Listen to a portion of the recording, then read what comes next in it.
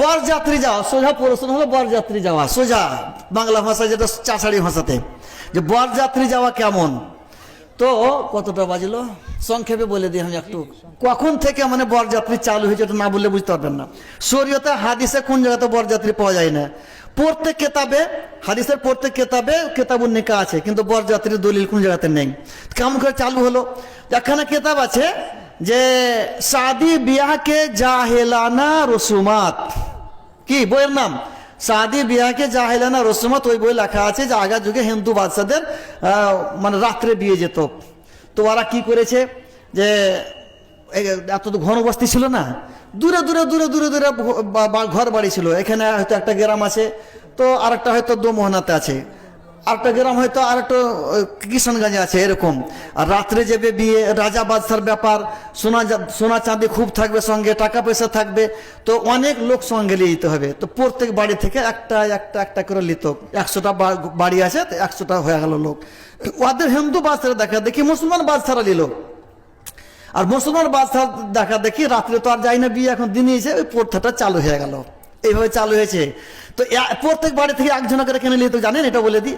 প্রত্যেক বাড়ি থেকে একজন করে এখনো লিছে, প্রত্যেক বাড়ি থেকে একজন এই জন্য লিত যে রাত্রে তো যাবে, তো লোকের বেশি দরকার, রাত্রে রাস্তাতে ডাকাতি হয়ে গেল, 5 জনকে মেরে দিলে, তো এক বাড়ি যদি 5 জন মারা যায় তো সমস্ত মহিলা গেলা বেওয়া হয়ে যাবে, স্বামী হারা হয়ে গেল।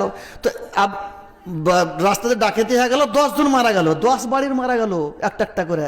এটা এইভাবে এই জন্য এই হিকমত ওরা মনে করে ওরা নিয়ে গেছিল। তারা হিন্দুদের তরফনে, হিন্দু রাজার তরফনে চালু হয়েছে। ওদের দেখা দেখি মুসলমান বাদশারা নিয়েছে, মুসলমানের বাদশা দেখা দেখি মুসলমানরা নিয়েছে। এখন তো রাত্রে বরযাত্রী যায় না, তবু ওই বরযাত্রী চালু হয়ে গেছে। শরীয়তে বরযাত্রীর দলিল নেই, তো বিয়ে কিভাবে হবে? 2 জন 4 জন 5 জন যে বিয়ে পড়ে এলে চলে আসছেন, এটা হলো বিয়ের মেয়ে। পছন্দ হয়ে গেল, 2 জন 4 জন যে বিয়ে পড়ে এলে চলে আসছেন, এটা হলো নিয়ম। রাসূলুল্লাহ সাল্লাল্লাহু আলাইহি ওয়াসাল্লামের যুগে ওরকম দলিল পাওয়া যায় না যে বরযাত্রী গেছে। ওই রাসূলুল্লাহ সাল্লাল্লাহু আলাইহি ওয়াসাল্লামের বিয়ে হয়েছে, সাহাবায়ে কেরামের বিয়ে হয়েছে, কোনো হাদিসে দলিল পাওয়া যায় না যে বরযাত্রী নিয়ে গেছেন।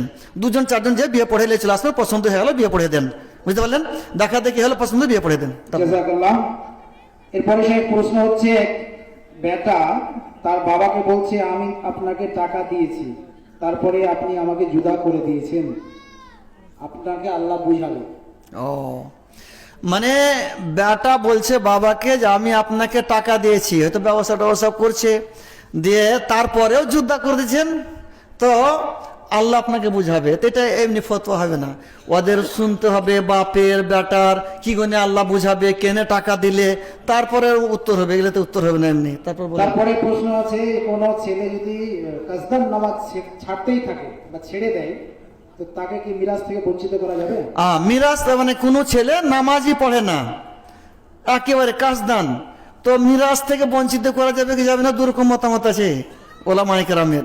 কিছু ওলামায়ের কাছে মিরাজ থেকে বঞ্চিত করে দেওয়া যাবে, কিছু ওলামায়ের কাছে হলো, ওলামায়ে কেরামের কাছে হলো মিরাজ থেকে বঞ্চিত করা যাবে না। যারা বলছে ফাসেক হয়ে যাবে তাদের কাছে মিরাজ থেকে বঞ্চিত হবে না, যারা বলছে কাফের হয়ে যাবে তাদের কাছে মিরাজ থেকে বঞ্চিত হয়ে যাবে, বুঝতে পারলেন?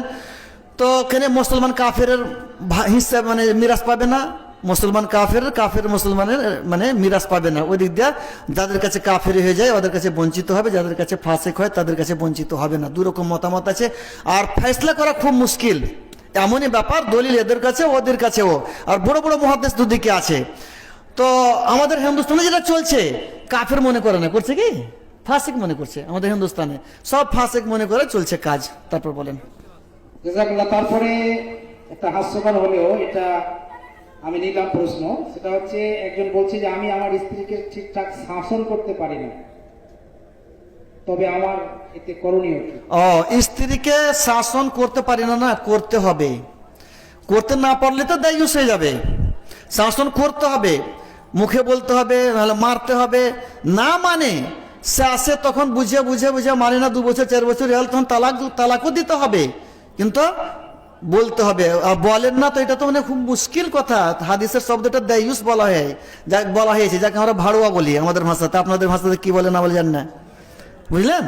হ্যাঁ, কিন্তু বুঝে বলতে হবে, মানে না বললে চলবে না, তো ভাড়ুয়া হয়ে যাবেন। শিখতে হবে বলতে, শিখে নেবেন, এই কাল খেতে অভ্যাস করবেন, শিখে নেবেন ইনশাল্লাহ। জাযাকাল্লাহ। এরপরে